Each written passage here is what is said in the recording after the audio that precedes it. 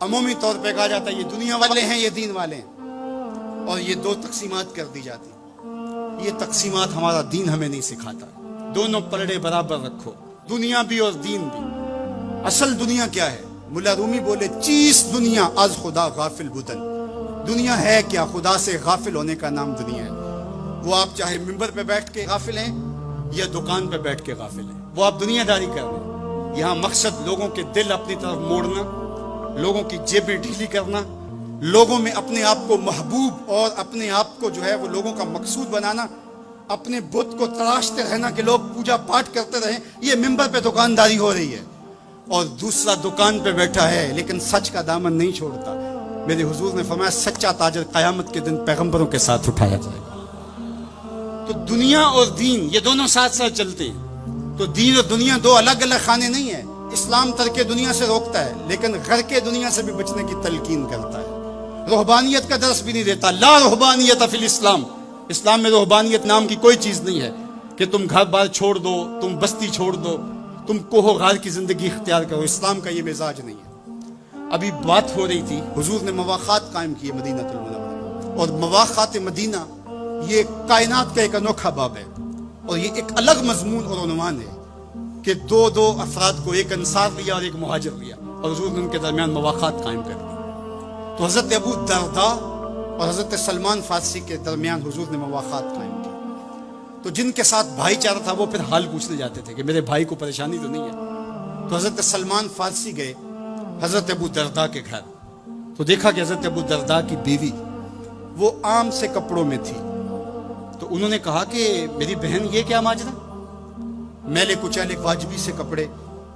تو کہا کہ تمہارے بھائی کو دنیا کے ساتھ کوئی رغبت نہیں ہے. عورت آراستہ ہو. حضور نے عورت کی خوبیاں بیان کی کہ بہترین عورت وہ ہے جب اس کا شوہر دیکھے اس کو تو اس سے خوش کر دے.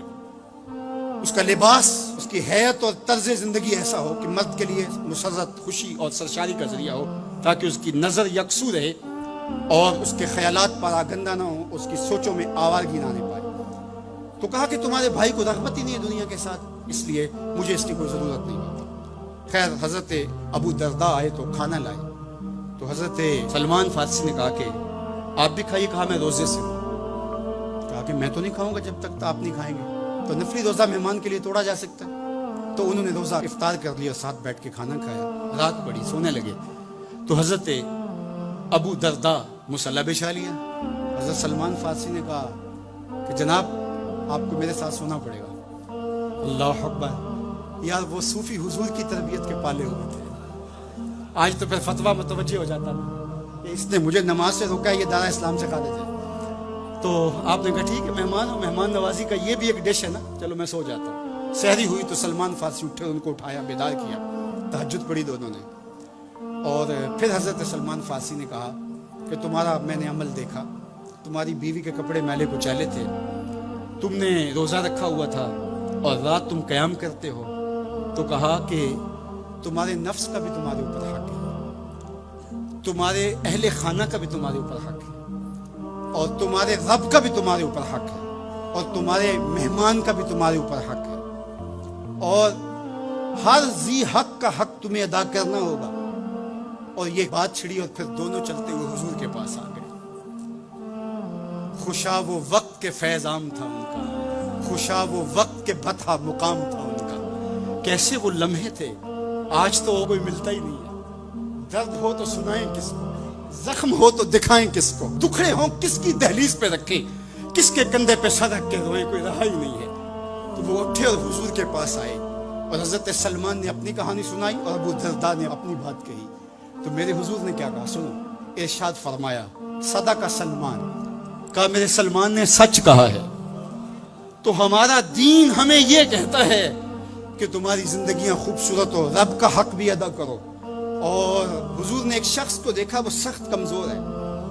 تو آقا کریم نے فرمایا کہ کیا ماجرا ہے، تم بہت کمزور ہو، تو نے کوئی دعا تو نہیں کی تھی رب سے؟ کہا جی حضور میں نے اللہ سے دعا کی تھی. کیا دعا مانگی؟ کہا میں نے اللہ سے کہا مالک جو بھی تکلیفیں ہیں، مصیبتیں ہیں، وہ آخرت کے حصے کی بھی دنیا پہ بھیج دے تاکہ یہیں فارغ ہو کے جاؤں، آخرت میری صاف ہو جائے. تو بڑے دکھڑے ہیں، بڑے غم ہیں، بڑی اذیتیں ہیں، بڑی بیماریاں ہیں جس نے مجھے کمزور کر دیا. تو بظاہر بڑی اچھی بھلی بات تھی. کہ سارے دکھڑے دنیا پہ لے لی, آخرت صاف کر لی. لیکن میرے حضور نے کیا ارشاد فرمایا, فرمایا تم نے یہ کیوں کہا کہ آخرت کے دکھ بھی دنیا پہ مل جائیں, تم نے یہ کیوں نہیں کہا ربنا آتنا فی الدنیا حسنۃ وفی الآخرۃ حسنہ, اللہ دنیا میں بہتریاں دے دے, آخرت میں بھی بہتریاں. وَكَذَلِكَ جَعَلْنَاكُمْ أُمَّةً وَسَطًا, جب تک ترازو پورا نہیں رکھو گے, جب تک دونوں پلڑے برابر نہیں ہوں گے, تم آگے کبھی نہیں بڑھ سکو گے.